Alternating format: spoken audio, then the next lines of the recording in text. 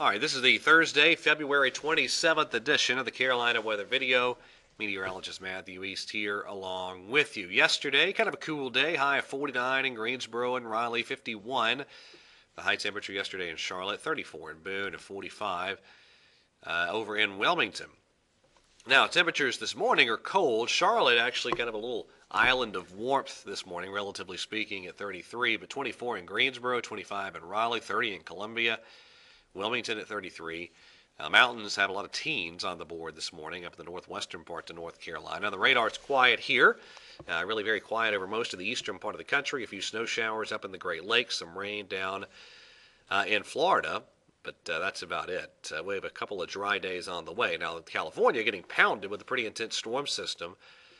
Rain, some snow in the higher elevations, and what we will see happen is a piece of energy from that system is going to eject eastward. Watch it, there he goes, moving our way, and that'll get here in a weakened state on Saturday morning.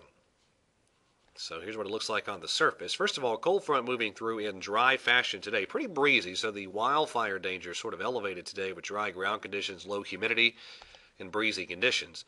It'll be cold tonight, probably a good bit colder tonight in many spots than what we're seeing this morning. And then as we get on into the Friday forecast, it's going to be chilly, low to mid 40s for highs, at best in the Piedmont, in spite of a lot of sunshine. And then we get to Saturday morning. Now, Futurecast, not terribly excited about the amounts of precipitation with that early Saturday system. That's what it looks like around 8 o'clock Saturday morning. By far, the NAM computer model is the most excited in terms of precipitation amounts with that system that rolls through early Saturday. I'll show you the liquid precipitation amounts here. First of all, the RPM, the Futurecast modeling, 1/10 of an inch around Charlotte. Very little, if any, measurable precip outside of a little bullseye in South Carolina up toward the Charlotte metro. Now, the NAM, on the other hand, is much more aggressive with the totals. 1/2 inch in Charlotte, over 1/4 inch in Greensboro. Now, it would be chilly enough that precipitation that falls Saturday morning would probably be freezing rain in some spots, maybe a little bit of other wintry precip types mixed in a couple spots, but I think mainly a little bit of light freezing rain. Now, having said that, most models are far, far less aggressive than the NAM model here, with just trace amounts of precipitation. And that's probably correct. The NAM is probably overdone for Saturday morning, so I don't think that's going to be a big deal at this point, but it is something we'll certainly watch. Ski resort areas, some great ski conditions. The snow guns were fired back up in many ski resort areas over the past couple of days, and should be some great skiing and riding conditions if you want to head up that way. Now, on to the more detailed modeling. Let's go to the Canadian model. This is for Saturday morning. That's what it looks like. Now, in terms of precipitation types, something like that. Close to daybreak Saturday morning on that model. Again, this is all very light, though. This looks worse than it is, but it is something we need to keep a watch on for Saturday morning, and then that precip kind of falls apart as it moves further to the north and east. Now, sticking with the Canadian model, that's what it depicts for Monday evening with our next system. Warm enough for rain. Even in the mountains, a lot of rain, at least on the front side of that system, Monday of next week, and then some interesting possibilities thereafter. On the European model, there's the upper air chart for Monday, with that system moving through, and then later on in the week, the amplification of a short wave that's pretty impressive.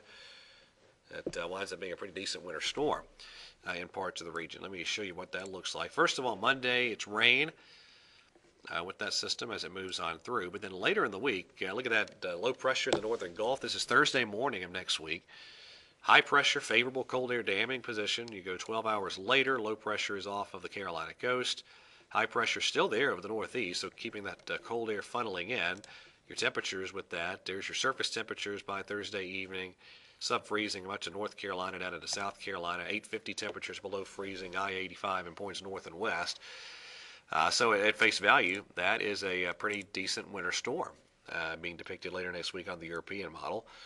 Now let's go to the GFS, and it has also, by Thursday evening, a low pressure in the Gulf that then lifts off the Carolina coast. It's about 20, not 24, but it's about, I guess, 12 to 24 hours thereabout, maybe hours slower on the 0Z run than what the European had, and it's just warm enough that it's pretty much a rain event on the GFS model. But it's certainly something to, again, keep a watch on for later next week. Kind of interesting.